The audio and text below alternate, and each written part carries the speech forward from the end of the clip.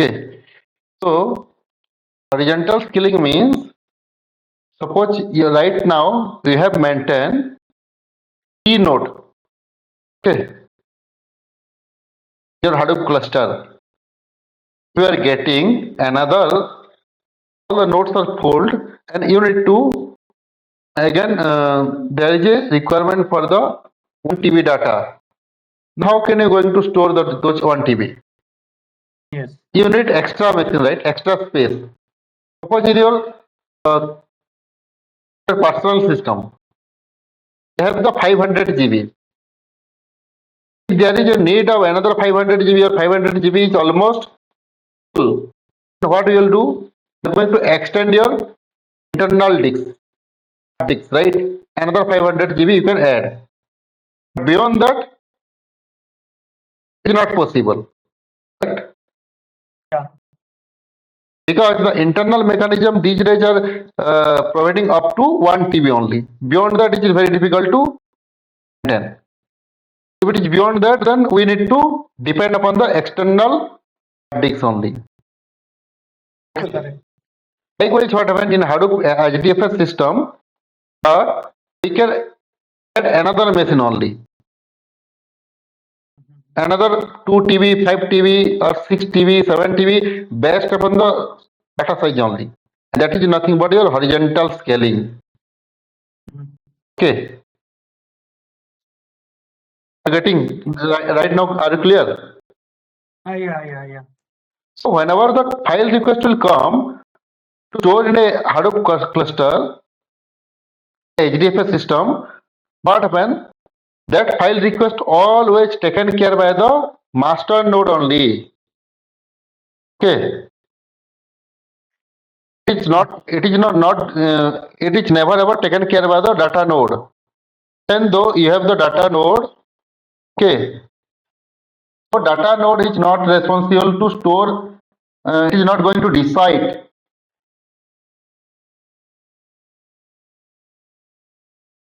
No. Store the data. This is the master node here. This is your master node. These are the data node. Whenever the file request will come, that file request will be only received by the master node, and it will going to tell that boss, these are all the node I have where I can able to accommodate this data, this amount of data, or this data set only. Okay. Okay. So how these things will be internally happen, and tomorrow next session onwards, it is very important. I am telling you, you understand backup mechanism, replication or backup mechanism or replication factor, then you can understand the whole HDFS. Okay. Yeah. Then we move to the HDFS architecture. Okay, how the if a data node fails, what happens? Suppose your batch start at 8 a.m. and it is going smoothly up to 10 a.m. and suddenly after 10, suppose 10:05, this node goes down. Then what happened? How the processing will be going it out synchronously. This node is going down, prime copy will be available in another node. That node is going to automatically start the processing from that particular place where it is left. It's not going to start the processing from the beginning. Instead, it is going to start the processing from the place where it is left. Suppose in case there is it is never ever happen in the real time scenario, but when though suppose the master node goes down, in that case what will happen? Who is responsible to take care of these particular things? So, all these things we are going to discuss. Okay. So next session was very important. What is HDFS? I am going to repeat many things and going to tell you detail. Yes. Any doubt in this? Any in the advantages? No. Good, horizontal, scalability. Okay. These are all the important advantage. Then what is the disadvantage? This is there is not much disadvantage there in HDFS system, but HDFS system is little bit slow when you are going to read the data, write the data. That is only the disadvantage. Otherwise, everything is good. Okay. Yeah. We are going to see these are the whatever I have discussed LFS, EFS, HDFS. Just go through this one, this concept. Tomorrow we are going to see what is HDFS, HDFS, block size, HDFS, storage system, and replication. These are very important concept. Okay, if you missed a single point in this lesson, definitely I will say that it's very difficult to understand the HDFS system. So without missing, you need to attend this class and you need to understand. You can ask me as many as question you have, as many as doubt you have. Okay, they are all up to whatever I have covered.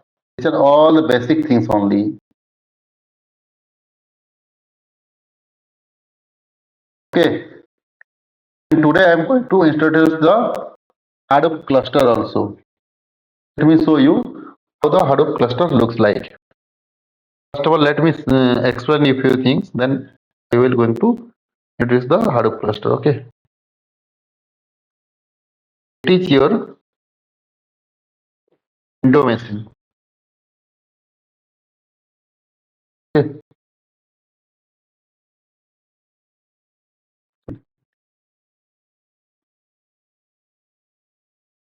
let's say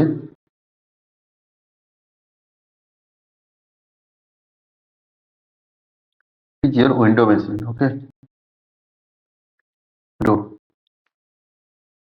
window system, window operating system.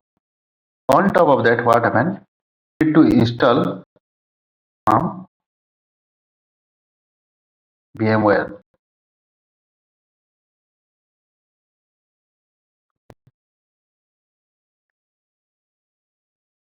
Then under this, we are going to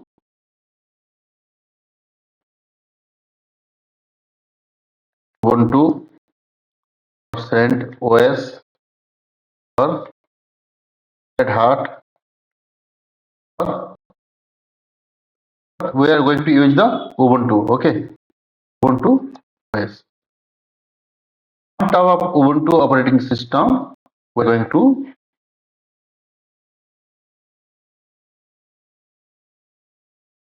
install Hadoop. Okay, here whenever you are going to install Hadoop, you will get two things by default. One is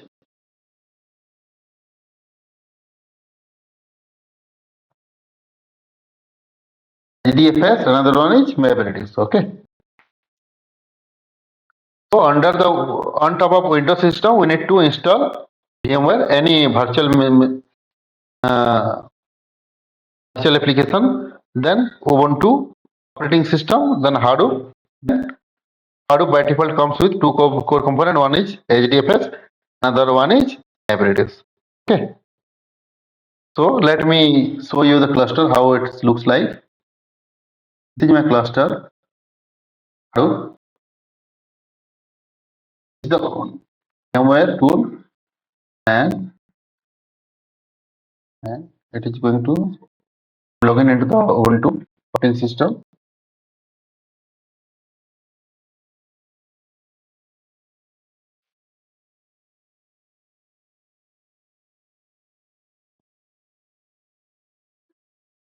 It will take some time.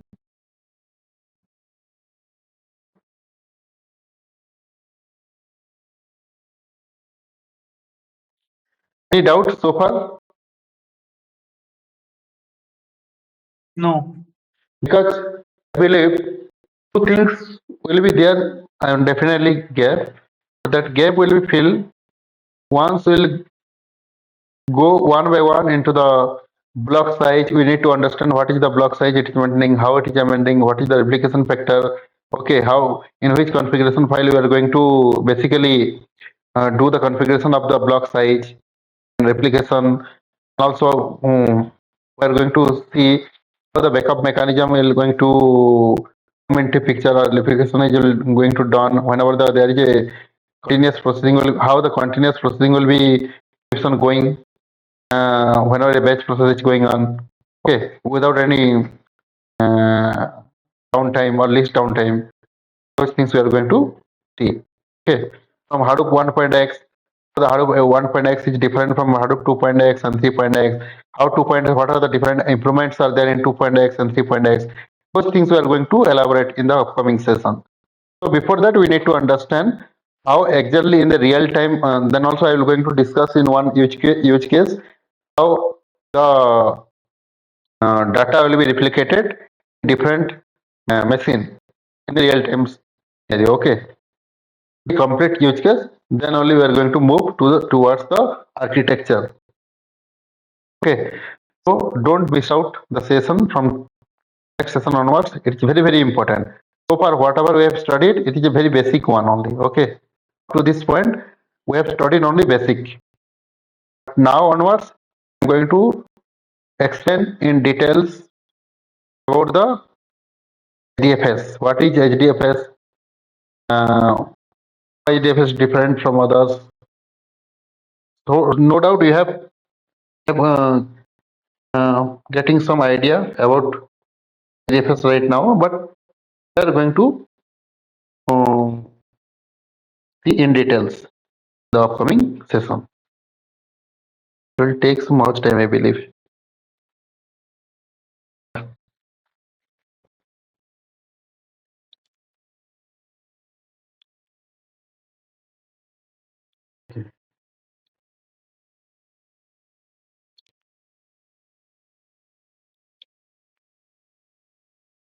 This is the terminal. Okay. So basically, JPS. Unfortunately, these are all the name node, job history server, data node, node managers, secondary name node, resource manager. All these things we are going to see in the upcoming classes. These are one background process, daemon we are saying. Okay. These are the daemons.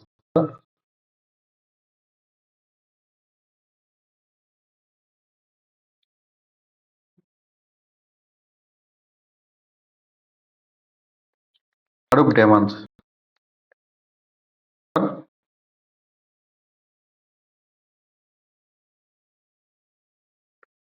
Background process.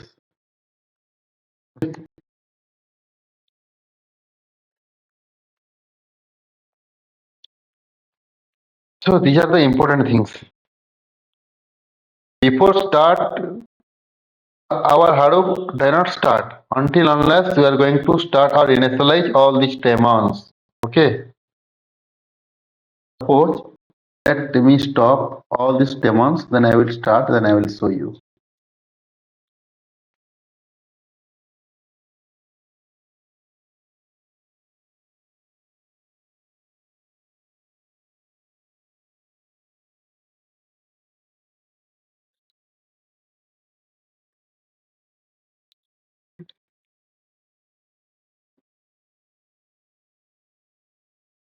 Stopping name node is a single Hadoop cluster, pseudo distributed Hadoop cluster. Means Hadoop can be installed in a single machine or multiple machine.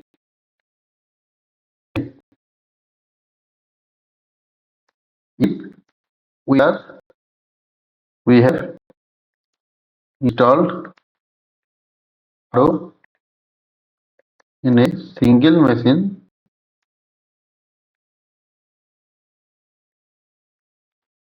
then it is known as single Hadoop cluster or distributed Hadoop cluster. If install Hadoop on more than one machine, then it is known as multi-node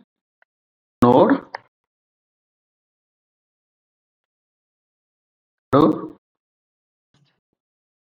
cluster. Okay, so you can install Hadoop in a single machine or multiple machine. Whenever you are going to install the Hadoop the same machine, then it is known as kind of installation. That is a single installation, single Hadoop cluster only. Okay, Yes. because I am using it is my personal laptop. Don't have any other laptop so that I can connect over the network and can install the Hadoop over the network for the multiple machine and connect. Right? In company, what happens? They are going to maintain more than one machine. That is called multi-node Hadoop cluster. Okay. Yes. So replication factor is zero distributed or a single node Hadoop cluster. Single node Hadoop cluster, the replication, the file copy will be only one only. Yes. But no doubt you can able to specify 2, 3, 4, 5, maximum 5, 12 backup you can take. But what is the use of that one? Because you are using the same system, right? Correct. If system is crashed, then all will gone. Yes. In multi-node Hadoop cluster, that is basically we can by default Hadoop is giving key. Okay, but we can take the backup more than that as per requirement. That is totally the decision will totally taken care by that is comes from the client side. Yeah. Whenever a Hadoop project or Hadoop implementation will going to start by an organization, and cluster size is decided by client only. Then number of slave node or our Hadoop term what we say data node, that is also comes from client side. Replication factor means how many times you are going to duplicate a particular copy. Replication factor, it is also decided by the client. Okay, and format of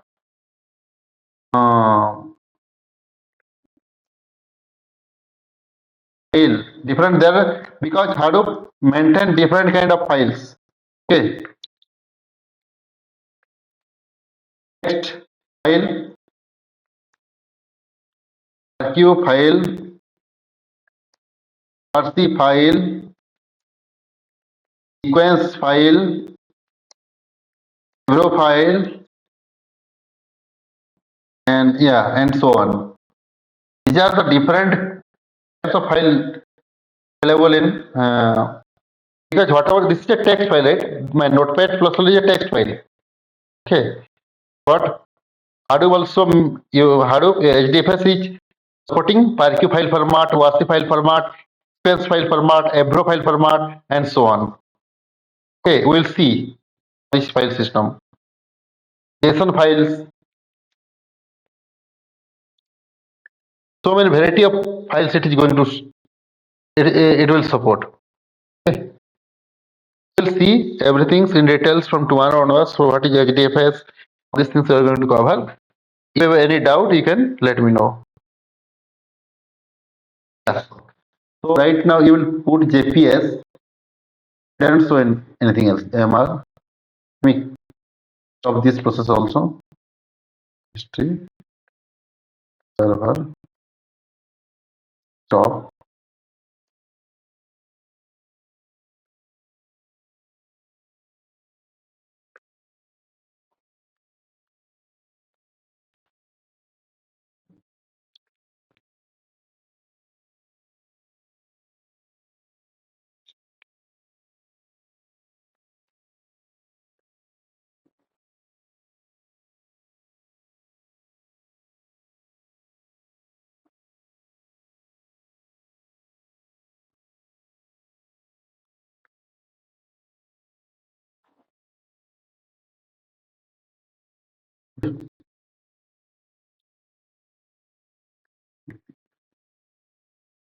Now there is no. You cannot see any process. So whenever we are going to basically log into our Hadoop, Ubuntu, first this is a normal Ubuntu operating system only. Okay, but to make it to run the Hadoop cluster, what are the different process or background process you need to initialize?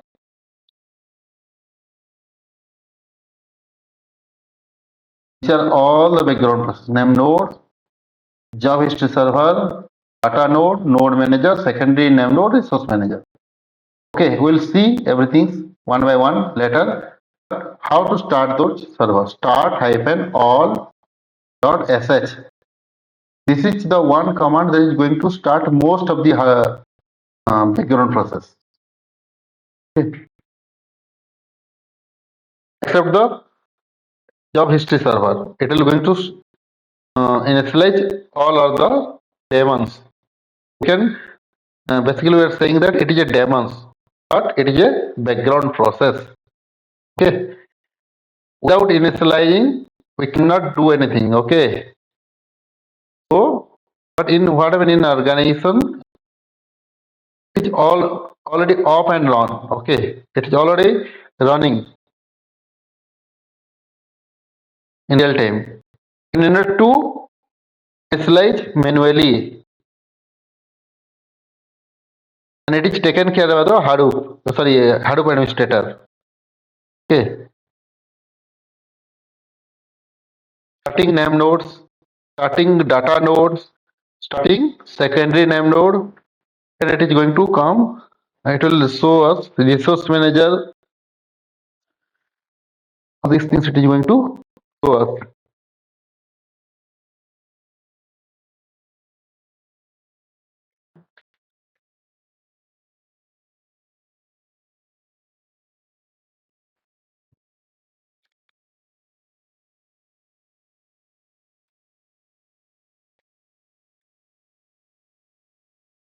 Will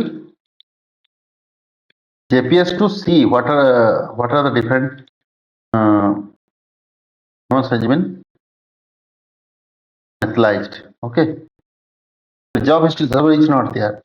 Initialize that one. MR job history.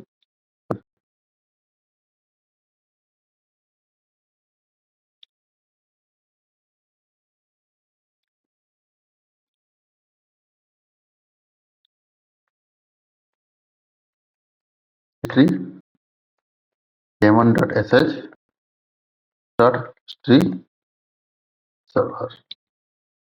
Okay. Now through the JPS, you can able to see all the daemons. History server also started. Okay. So whenever you are going to work in the HDFS, all these daemons must need to initialize. we need to initialize all this background process, then only we can perform our required operation in HDFS. Okay, that we'll see in the upcoming classes. This is the Hadoop cluster looks like. So I've installed all these things. The Hadoop 3.2.2. Okay, HBase, Scala, Spark, Apache Hive, Peak, Scoop, all these things already installed. Okay. Also, I have installed IntelliJ IDE and PyCharm. So all these things I am going to cover. Then once it is covered, then we are going to see the Databricks as well. Let me check whether I can able to log into a Databricks or not. Let me check.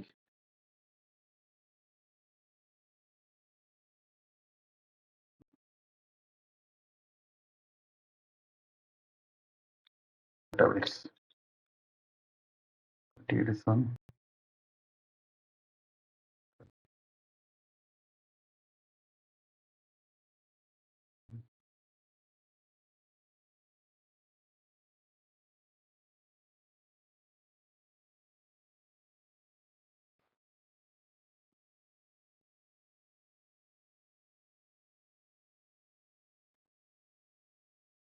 Okay, later we'll do the login and see later.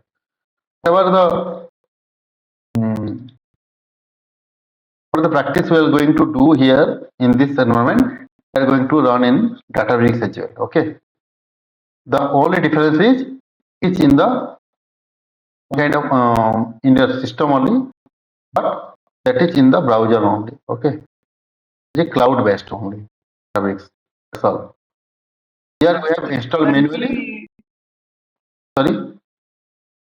Currently in organization, or all are working in cloud based, correct? Yes, cloud based, but what happened? This one is useful whenever you are basically going to work in a cloud era. Even in real time, it is not. We are not going to work in Ubuntu. Instead, you are going to have a separate distribution called Cloudera. That is also looks like similar to this one. Okay. But there are some differences are there. I will tell you. I'll take a separate session for that one. How to work in the Cloudera and everything. How to restore. That is very simple. But it is little bit complicated. That one is very simple. Okay. You will work here. You can feel like you have also worked in the Cloudera. The difference is what I mean. Cloudera is not a open source. So we cannot download and use. For that we need to pay some amount. Okay. And that is the reason we need to use the free version, and for that we need to install manually everything. Configure everything. Okay.